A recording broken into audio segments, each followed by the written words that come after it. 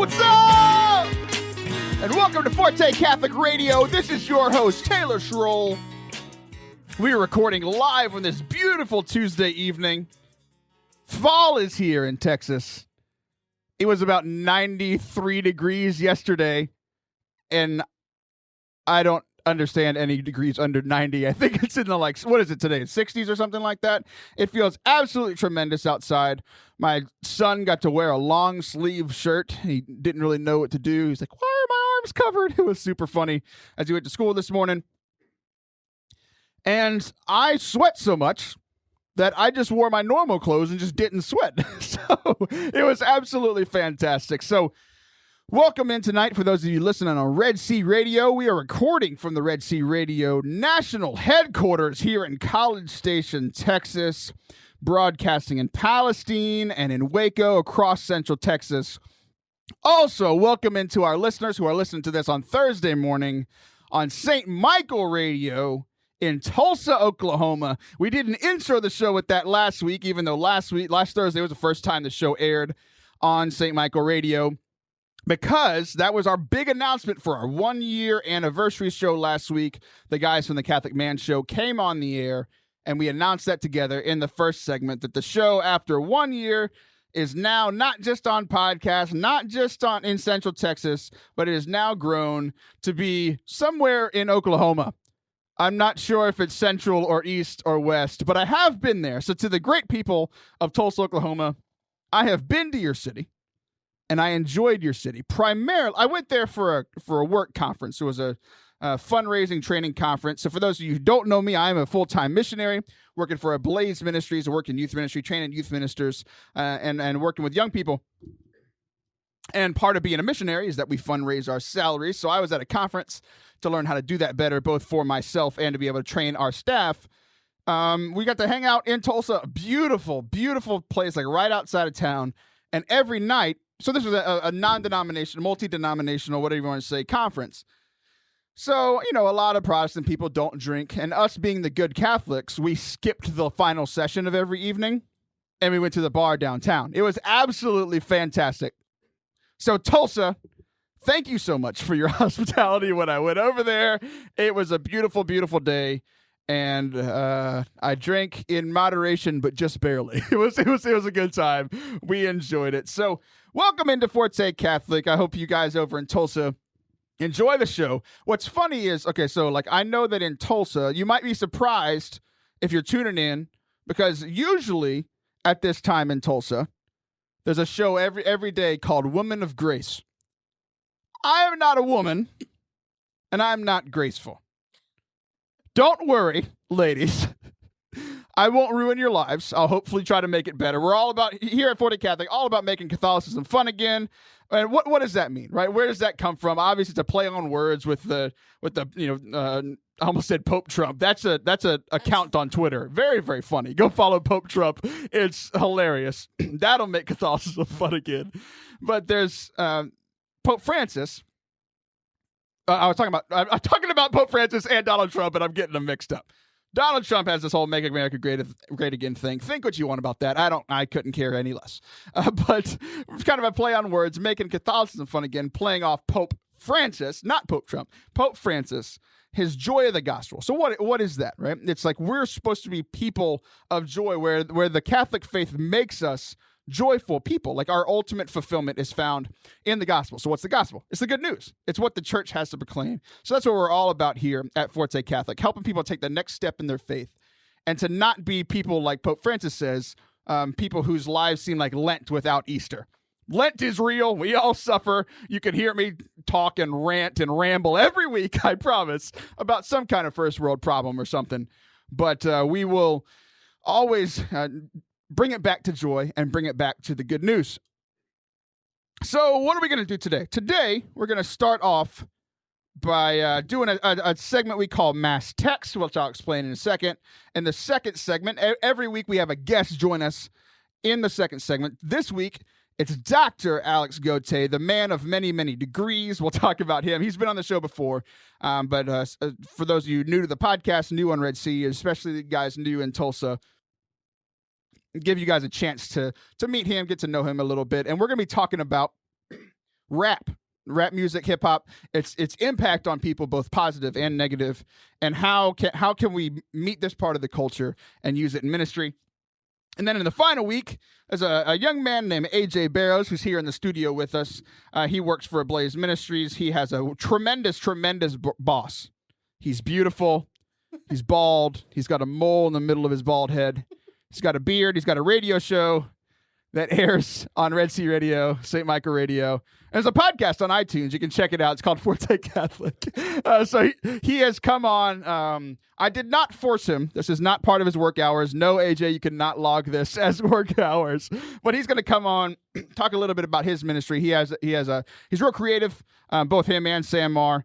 But he's come up with a simulation game that he's played with his youth group. We did it on Friday at a we call it a day of reflection. It's like a day retreat for the guys and gals over at the Catholic school. It went really well, and I think it's real powerful. So he'll be sharing about that there in the third segment. So mass text. What is mass text? It's let's instead of me introducing it, we're gonna have some old school Catholic friends of mine introduce it. This segment's called mass text.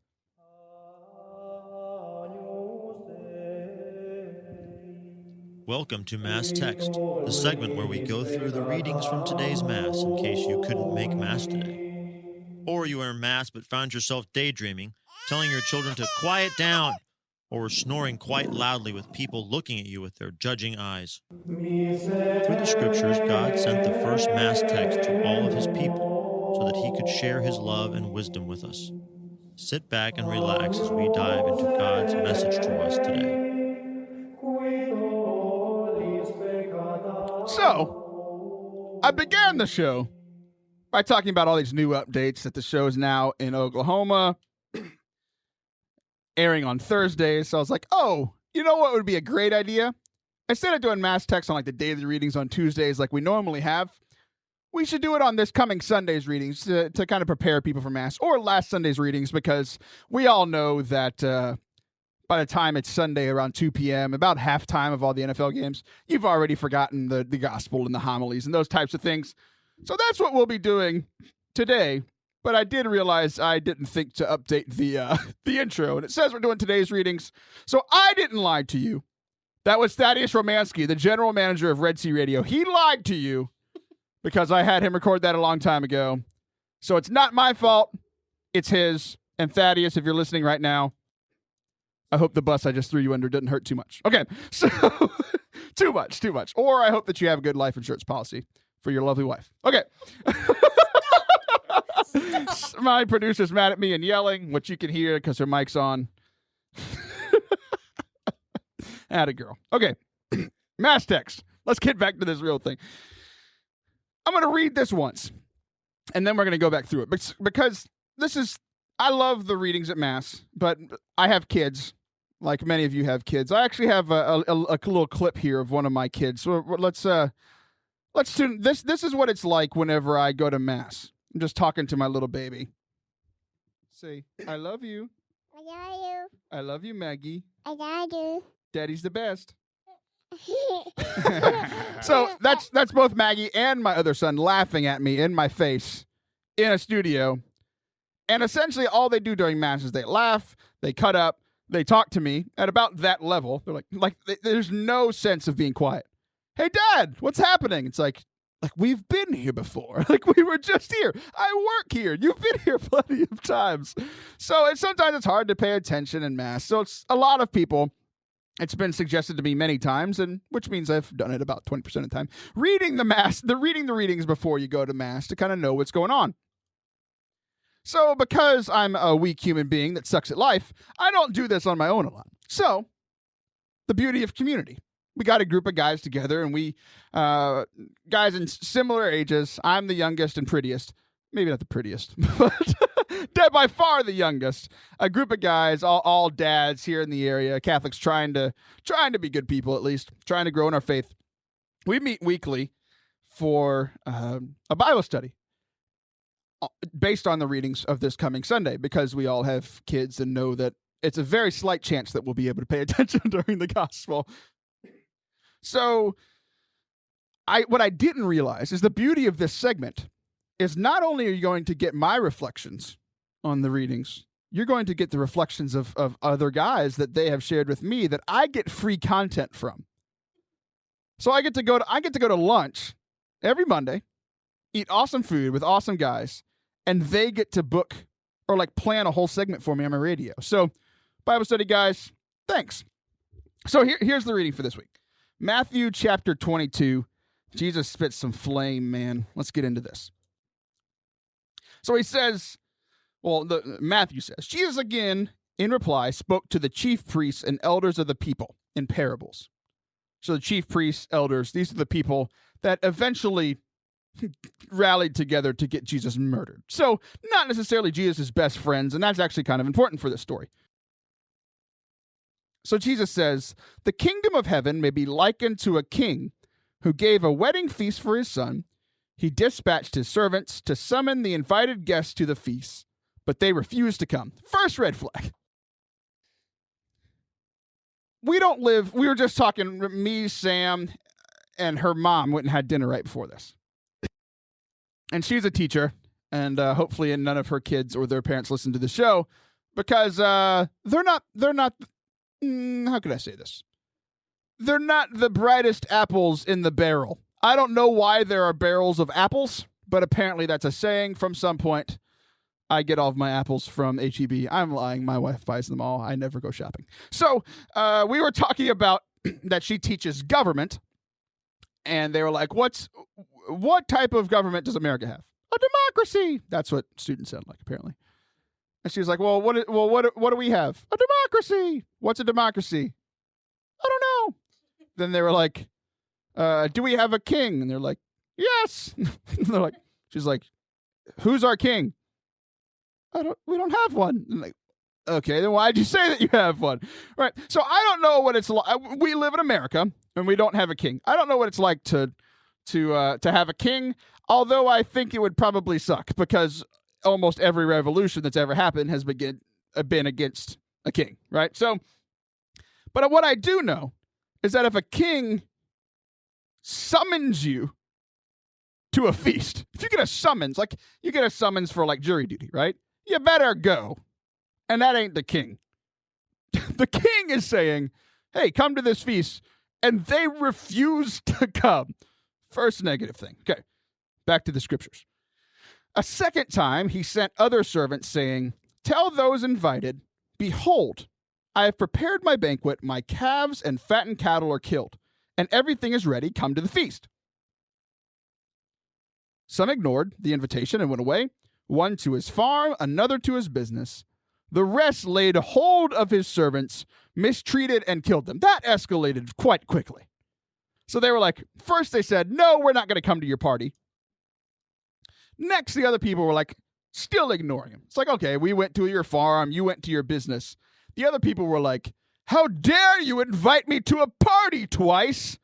I shall kill your servants. What? That doesn't make any sense. But we'll try to make some sense of it at the end here. So the king was enraged. I would imagine so. The king was enraged and sent his troops, destroyed those murderers, and burned their city. So instead of just simply going to a wedding, they got their cities burned down. It's like, whoa, okay. Then he said to his servants, the feast is ready. What an awesome dude. He just burned a city to the ground. He's like, hey, we're still going to party. The feast is ready, but those who were invited were not worthy to come. Go out, therefore, into the main roads and invite to the feast whomever you find. The servants went out into the streets and gathered all they found, bad and good alike, and the hall was filled with guests. Awesome. It continues. But when the king came in to meet the guests, he saw a man there not dressed in a wedding garment. The king said to him, my friend, how is it that you came in here without a wedding garment? But he was reduced to silence. How I read this and how the guys in me and my Bible study read this, like, I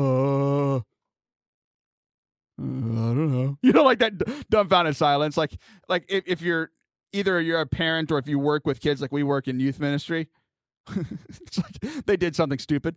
Why did you do that? Like they just shrug, like that's not like I don't know. So then the king, the story continues. Then the king said to his attendants, "Bind his hands and feet and cast him into the darkness outside, where there will be wailing. There will be wailing." You do. It's like that. Ah! She's supposed to be doing sound effects. There you go. Sam's on her phone. What are you learning from Jake how to produce over here? Hey, Jake. Cast them into the darkness outside where there will be wailing and grinding of teeth. There are people driving in their cars like, what the heck?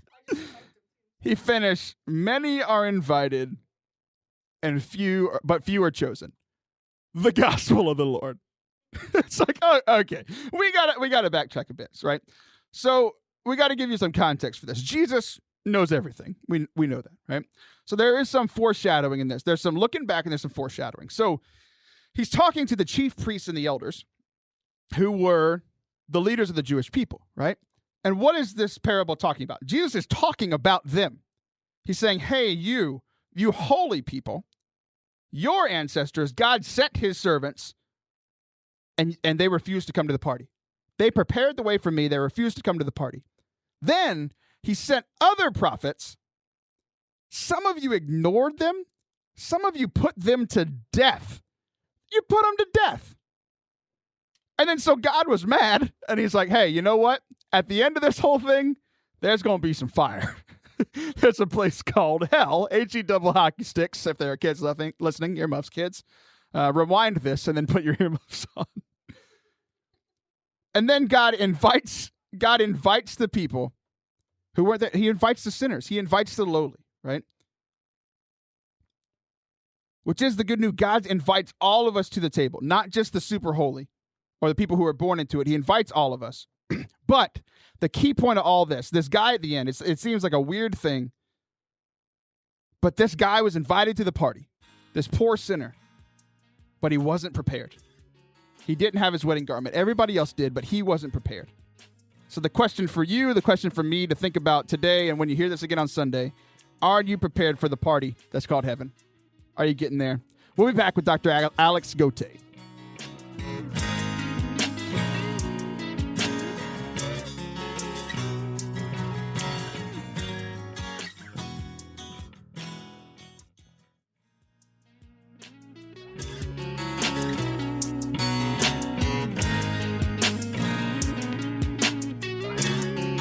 As promised, we are here with Dr. Alex Gotay, a man of many degrees.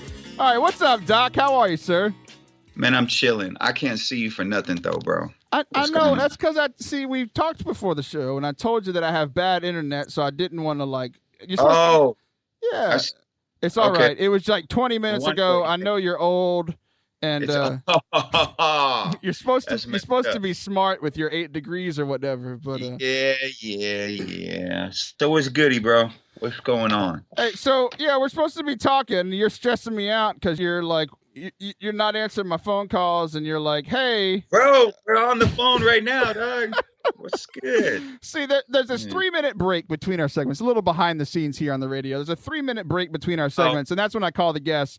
Alex calls me as the segment's starting. So see what I'm saying? It's divine intervention, brother. It's divine intervention. Good Lord will provide. I told people we're talking about rap, talking about hip hop, and you were late because you were doing what exactly? I was watching the Hip Hop Awards. Hip Hop Awards. So why do you care about hip hop, man? Because man, I am hip hop, bro. That's me, man. And I love hip hop. So gotta stay current, like what's going on and so forth. Although I'm not going to lie, the Migos were on stage and all I do is laugh because they're hilarious, bro. And some of the stuff that they say is ridiculous. Just like, what are you saying, homie? You know what I'm saying? So I was watching the Hip Hop Awards with my wife. And then it was good. Then you abandoned her to come talk to me on my radio show. Thank you. I did. I did. She was like, "Are you recording it?" I'm like, "Yep, I'm recording. So we'll watch it later, bro." So yeah, it's all good. Cool. So we got you on to talk about rap, talk about hip hop. You got a project that you've been working on. Why don't you tell the people about that? All right. So I had this theory like years ago. Whenever I was very first started in youth ministries. Whenever I started like working in my own, I would say like hemisphere, the way that I'm doing it now was there has to be something that's multicultural, something that's multi-generational, that reaches like a common denominator for everybody in America, you know? And so for me, it was a theory I had years ago, and this product, this documentary slash book slash all these different things that we're doing with this curriculum and everything, it's this theory come to life. It's that the common language, the common denominator for America, for American teens and young adults and different generations is hip hop culture. It is what it means to be American. I would say that definitely there's a good argument for that. And from traveling and so forth and speaking at many different types of parishes and connecting with many different types of people in high places, everybody seems to be agreeing, whether their socioeconomic background, racial background, or whatever. There is a common denominator in the hip hop culture. And so this project is kind of like, I don't want to say proving that point, but it's showing the point, and it's tying in. I would say it's the face of the new evangelization, to be honest with you. So that's it. That's my project. I mean, so you do ministry all over the place, man. I follow you on Instagram and on Snapchat, and we're friends. We'll text back and forth. You're like, yeah, I'm in Chicago. Now I'm in Philadelphia. Now I'm in Honduras. Like, I don't know if you've been to Honduras, but it seems like you're somewhere. No, not Honduras. But I'm going tomorrow to Chicago. Next weekend, I'll be in Houston. The following weekend, I'll be in Washington. And this is the common denominator. And every parish that I just named is a different type of parish, man. And this is the common denominator. It's the language of young people. Now, in saying that, what I've realized through the years is, one, a lot of people are scared of what it is that they don't know.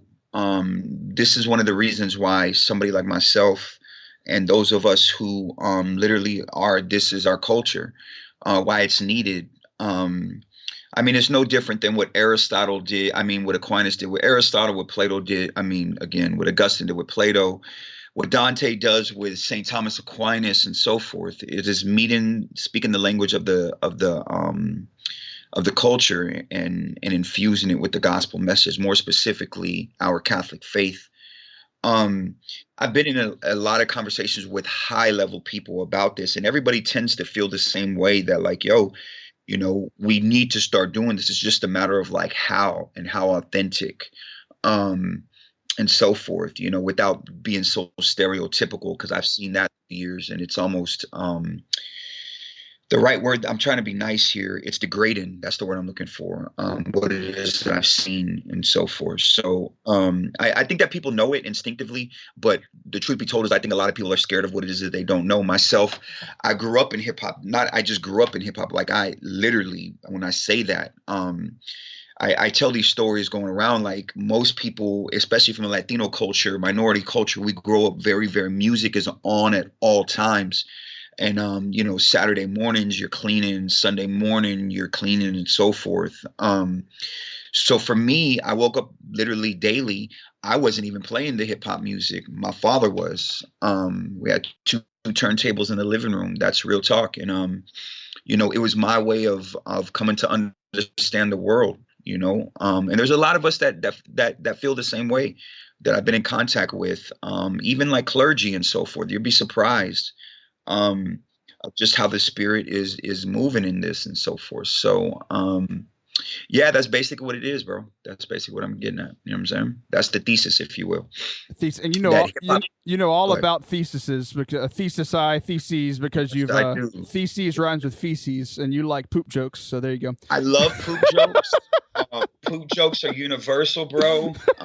You drive me And crazy. We did and a I'm retreat all about together. the universality of poop jokes. You feel me? Catholicity. We did a retreat together this weekend, and you said more poop jokes than I would care to hear. So. So people can get to know you on social media and keep track with this project that I want to get a little bit more into, but I want you to go ahead and share with people where they can get a hold of you, where they can kind of touch base with you on the internet. So I try to leave all my social media, even my own website, the same exact is my name. It's Alex.Gotay Jr. It's just my name and .Gotay Jr. in between it, whether that be on Snapchat, Instagram, Twitter, all those different things. In each one of those things, I always have links to my website. From my website, the project is under All Is Love Media. All Is Love Media is a nonprofit organization that I started, that me and two other people, we started, and it's doing the videos, everything, the curriculum that I'm talking about, just everything, man, literally everything. It's the funny thing is this grassroots. What I've realized through the years, and I'm gonna just be a little bit more transparent than I thought I would be, but what I've realized through the years is that hip hop is a subculture. Of course it is. In saying that, there's different types of subculture that is accepted by faithful Catholics and so forth.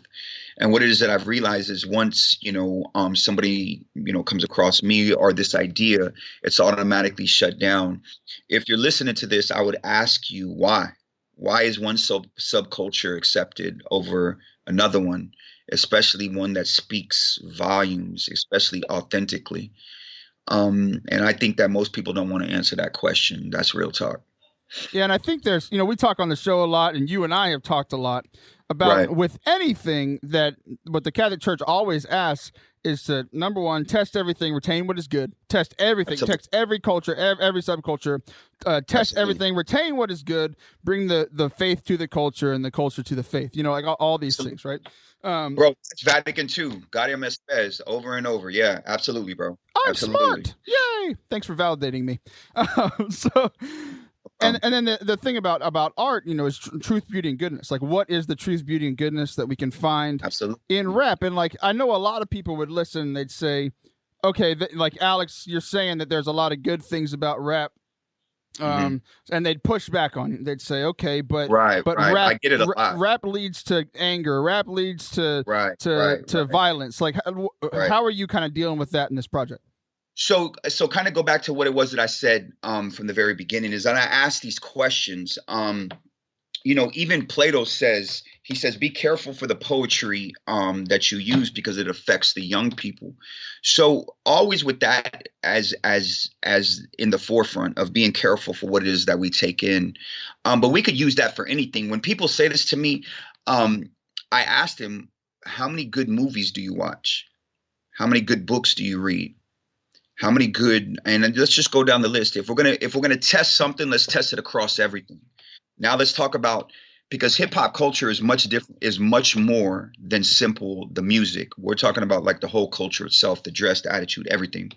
So specifically about the music, what I would say is look at some other types of genres of music. You have some foul stuff that's being said. Just look at Taylor Swift's new stuff. Not to call her out or anything, but for real, look at what they're saying. Me do. Yeah, well, I didn't make you do it. Don't get mad at me.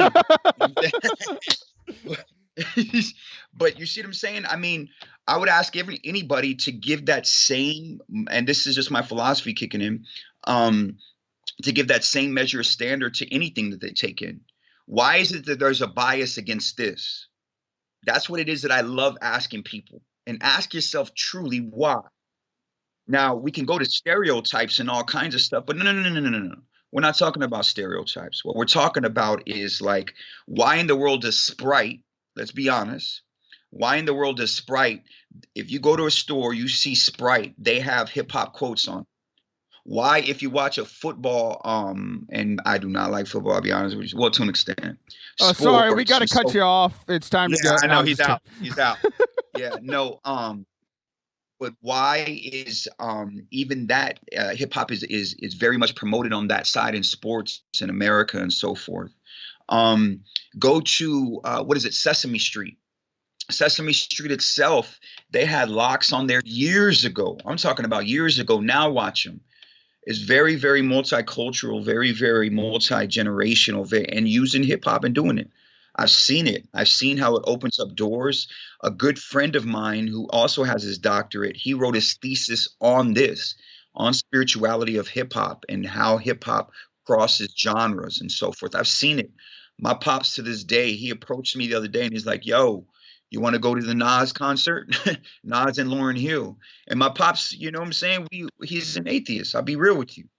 So it's a language that again, what it is that I've realized is a lot of people just don't know. They're not educated in it, which is why they need somebody like myself. So this documentary, this curriculum and everything, it's showing the need for it and why we should use it and how to use it properly. Because you could say that with anything. How can we use movies properly? How can we use pop music properly? How can we, you see what I'm saying? You should use that measure standard across for anything. And I say these things in the documentary and so forth. Kind of think of like, and I dare to compare myself to somebody as great that I think is amazing. I really do mean this, is like somebody like Father Barron. He talks about the new evangelization and engaging culture and everything, but the images that he uses are not my images. They ain't the images that I grew up with. And truth be told, most of the images that he uses is not even, you know, it's not even, they're like in Rome and so forth, which is great. That's the substance of our faith. But what about those people on the outside that's not their language? Does that make sense? Yeah, so it absolutely does. And I think it's interesting because one of the things that I love about the church is the diversity, like the unity in the diversity, right? So absolutely. Like, what does Bishop Robert Barron know? Like, that's what he knows, and he reaches an amazing demographic, but absolutely. but that's not the entirety of the demographic, and that's okay. Thank you. That's what it is that I've realized, because I remember even when I converted to the Catholic faith, I was like, how do I fit in this? And I really felt that I had to change and so forth. And I remember going around my family listens to Ghetto Boys at the barbecues, Nas, everything. That's my family. And I remember I walked around my own family. My family's like, who are you? Like, what's going on? Like, you're not the same. And I remember even taking that to spiritual direction and being like, dang, man, I think like I'm kind of, you know, I don't want to lose myself, but I want to make sure that I stay faithful to Holy Mother Church. You see what I'm saying? And so, yeah, I've realized that the vast majority of youth ministry as a whole and young adult ministry is really geared to like one type of person, and which is fine. It's great. It's needed. Those people need it. But that's not the vast majority of people in America, to be honest with you. Could this be the reason why? And it's funny, I bring up these conversations. This is real talk. I bring up these conversations these conversations are around the group that I'm always around, either in New York or LA or just around the nation. And about about 2 months ago or something, I'm in New York and I'm talking with this priest, and we feel the same way. Dominican priest, I don't want to say his name. But it was funny. He goes, yo, 2 weeks from now, we're having that USCCB meeting in Florida. And I'm like, nah, I didn't know that. He goes, yeah. So this is that meeting that just happened. And I'm like, yo, what is it about? It's literally about what we're talking about. And I'm like, oh, snap, for real. And he goes, guess who's presenting? And I'm like, who? He's like, yo, I'm presenting. This is like one of the people that we talk about this all the time. The need to bring other people to the table and speak their language and so forth. And I'm gonna be honest with you, he is hip-hop, like straight up hip-hop. And so again, it's this idea of, I feel, coming from that background, the way I grew up and so forth, I feel that it's looking at it as a man now. A lot of people just don't understand. You know what I'm saying? Yeah, I got you, man. Hey, we're out of time. Thank you for coming on. My bad, bro. Where can we find this documentary? It's coming out next month, right? Yes, sir. The middle of next month. Cool. What's it called? How can they find it? It is called Encultured. Just go to my website. You'll see alexgotayjr.com. That's my website. and you'll see in the top, you'll see like media and all that stuff. Just hit the button. It'll take you to it. Sweet. Thanks, man. Have a good rest of your night. Enjoy the rest of the Hip Hop Awards. All right, brother. You have a good one, man. God bless. You too. See you. All right. Alex, thanks again for coming on. You guys check him out. I'm very excited to be a part of this documentary. I was surprised to be asked because I'm a white dude, but that's a big one of his points is being multicultural. It reaches all kind of people. So we will be right back here with our third segment of Forte Catholic for the evening, just in a couple of minutes, talking to Mr. AJ Barrows about his social experiment. We'll be right back.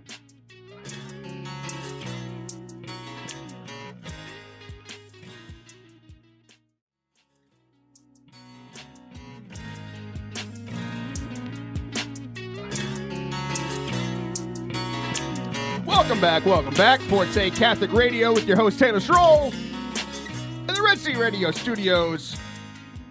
Hanging out. I want to thank my good friend, Dr. Alex Gotay, for spending some time with us here on this evening, taking time to talk about rap and hip-hop while missing the Hip Hop Music Awards. It's kind of ironic, isn't it? So if you're just joining us, we started off the show talking about where the show has been, where we're going, and we did the Mass Tech segment. And we had some brilliant sound effects by our producer, Sam. Yeah, atta girl. Perfect. And then in the last segment, we talked to Alex about hip-hop. And as promised, I always say that. What if I guess it did happen one time. I promised a guest, and then they didn't show up. So I was like, as promised, I'm an idiot, and we lied. I'm just kidding. I don't know why, as I always introduce people saying as promised. Now you'll notice it every time and call me out on it. Thanks. So we're here with AJ Barrows. And how this happened is I was sitting in the office today and I had a guest cancel. So I was supposed to have 2 guests today. And I was like, dang, I didn't schedule enough time for me to plan 2 whole segments. Who can do one for me? Let's get a guy who's never done radio before. That'll be brilliant. So I was talking to AJ, who works in the office. Actually, before I was talking to AJ, I was talking to Larita, who also works with us. And I was like, I got the email that the other guest, he had something come up and he couldn't come on tonight. So I was like, in the middle of our meeting, I'm like, dang it. She's like, what? So I told her what was going on. And I was like, I have meetings until 5. Like, I don't have enough time to plan 2 segments. I only had time to schedule 1. I don't know what I'm going to do.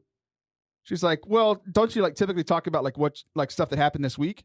I was like, yeah, but all the stuff I did this weekend at the retreat are talks that I've given before that I've already talked about on the radio. We talked about that a couple weeks ago. I'm running out of content. I'm running out of old content. I'm actually going to have to start working here pretty soon.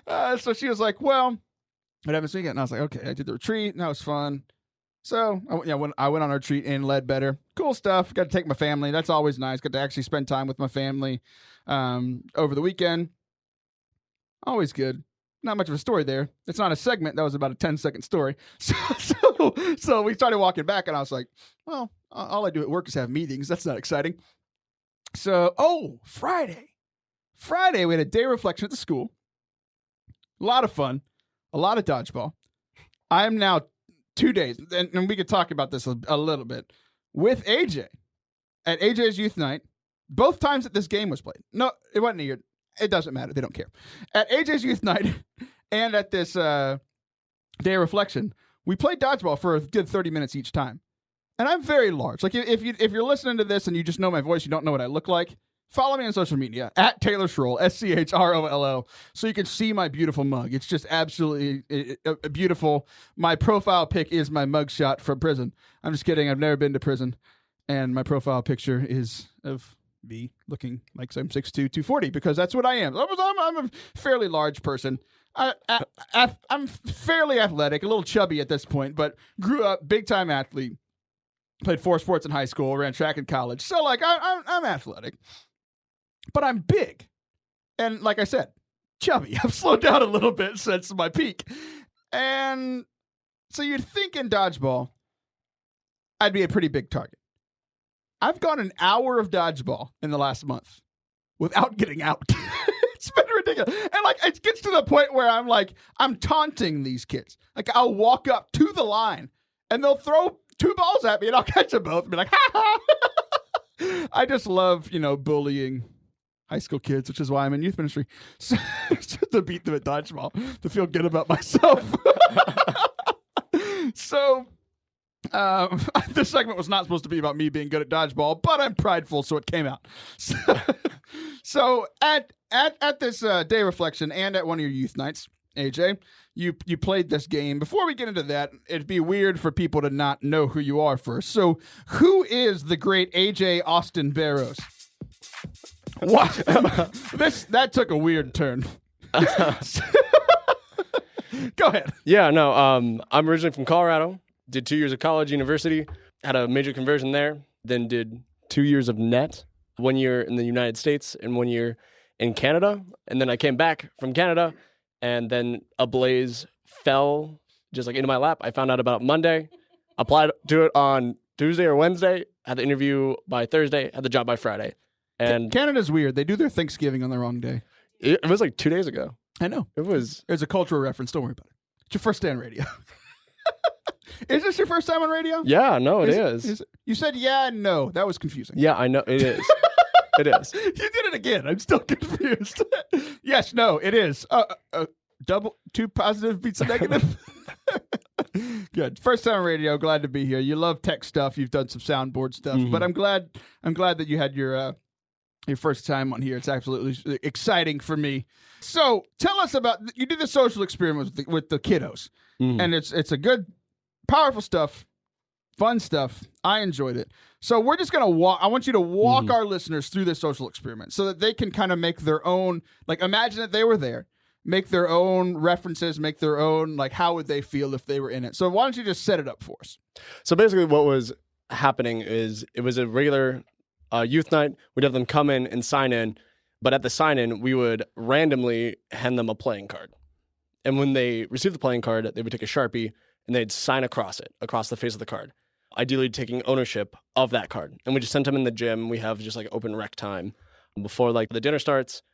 And then it got close to that time and I pulled them all to the bleachers. And I basically explained to them that tonight we were going to enter into a social experiment because the goal of this was to challenge them in a way they haven't been challenged before. Basically, I explained that they had one of 2 options. One was that they could engage in this experiment and allow to like really enter into it, not just like sit in the back like, oh, this is not cool. Or they had the other choice, because I believe in free choice, that they could go off to one of the side rooms, sit around in like a big circle, and read the book of Deuteronomy out loud, paragraph by paragraph. How many picked that choice? One person did for like 10 minutes. And they're like, okay, I'm gonna play. Like, oh, this is the book of Deuteronomy? Never mind. I'd rather play the social experiment. Yeah, I'd rather give this person a shot. You know, he just did that to like impress his friends, and he was like, this was a bad choice. I'm just kidding, God. You wrote a good book. Your others was just better. Yeah. So what it started with is I explained to them that for the rest of the evening, that playing card was their ticket to do anything, to receive food, to go to the game, for the talk, where they sit. Like for the rest of the time, like I broke them up into suits very intentionally. And I basically created a caste system or like just different classes. So I said, okay, if you're spades, go to the eating area and like get your food. And what I had set up with the kitchen is like the spades got extra food. They got extra chips. They got extra sandwich. And they got to sit down at the far table where the air conditioning is strongest because it is hotter than heck. And then I sent the diamonds. And they just got like the normal treatment, the normal amount of food, got a place to sit. And then I sent the clubs, and they had to stand at their table. They didn't receive chairs. So imagine yourself, you driving home right now. Pull over. Pretend that you're writing your name on a playing card. You get to church where they have promised to feed you. And then you're in one of these classes where, what do you mean? I have to eat last. I have to stand here. I don't get a chair? And you only gave me 4 chips?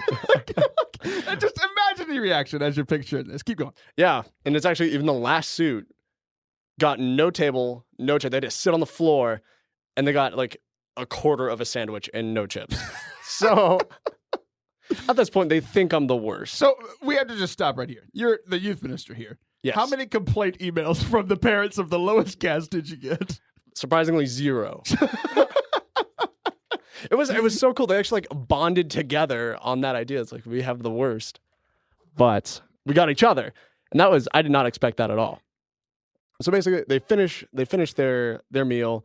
I've gone around and kind of gotten a feel of the room to kind of see like where the temperature is, how people are like responding to it, and the people who got everything are loving life, and the people who didn't are ready to kill me.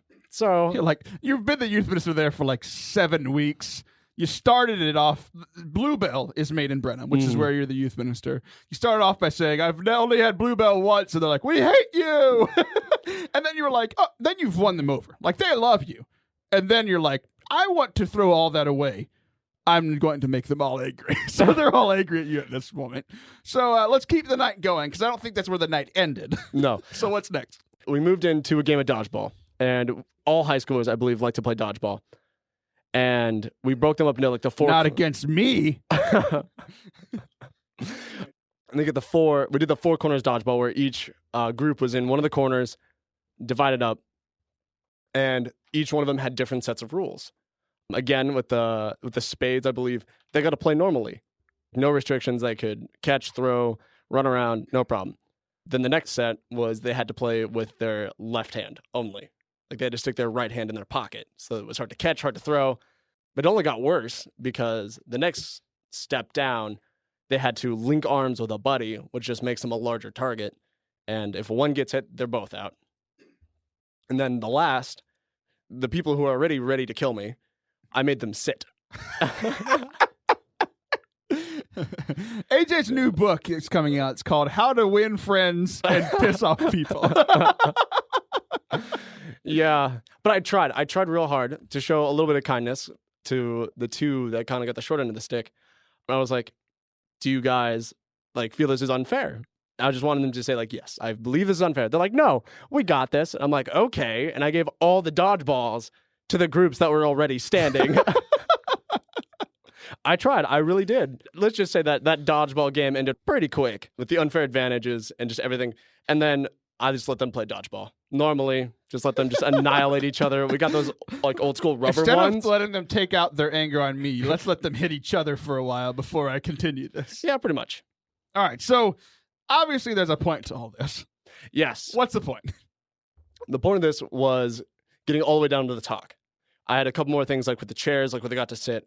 But at this point, I've successfully created division among them based upon something that they couldn't control. It was interesting. I started off this talk with the Milgram experiment, which is a very famous experiment where they tested to see how far people would go, like would hurt each other just because someone in authority told them to. And I highly encourage looking up this experiment, but the results are astounding. It was close to 90% of people will inflict pain upon a person just because someone told them to, even if they say, I don't want this. That's crazy. And the other staggering statistic that came from this is that 2/3 of people would inflict fatal amounts of pain to another person just because someone in authority would tell them this. One of my favorite quotes is like, the most dangerous thing you can call another person is them. Because as soon as there's a them, there's an us. And you look at us and we're normal, we're humans, we're good. So they're them. They're no longer humans. It's easy to tear that from them. And that's how massive amounts of terrible things have happened in history, with the Germans to the Soviets to the Chinese to even the Americans, even us, just justifying slaughtering people because there's them. And then I boiled it down to, where does it start? And it starts with labeling. I was really honest with them. I allowed them to fill in the blanks on how they've labeled me. Because, again, I came in not as the most popular person, like dogging on Bluebell, unintentionally. But I said, like, how many of you looked at me and you were like, oh, boy, another white person to tell me how to feel? Right, because this is a primarily Hispanic parish. Absolutely. Absolutely. And I got a couple chuckles, but then I filled in the blanks, like with a couple other more, because I'm a little bit taller. I wear thick rimmed glasses. And I allowed them to like think I was like maybe I was intelligent, maybe I was a little nerdy. But then I opened up to them about, if you just looked at the label, you wouldn't have found the deeper truth of like what I've been through. Like I had a battle with illiteracy, and then in college I had many different battles there that people primarily never knew because I was labeled as something. And then I brought it back to the cards. And I said, how many of you used these cards to label each other? It was crazy that in one of the experiments that we did, the top card, by the end of the experiment, expected to get it easier. Right. And that was baffling to me, because I made the point that was it fair that, like, I think it was the hearts got everything, like the worst of everything. And 90% of people that's not fair. Like, they didn't choose that. Like, they did not choose what card they got. It was randomly dealt to them.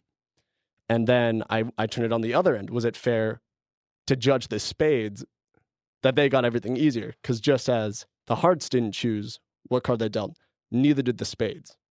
And I related this back to the whole idea of race, and how there's a lot of racial tension in our country. And like, even in my group of youth, there's just a clear division between them sometimes. And I really was trying to break down walls in that regard, because I related it back to the Good Samaritan, and allowing like the parable for them to recognize, as soon as you recognize somebody's a human being, you can take care of them. Like, you can go outside of yourself to like make sure they're not going to die.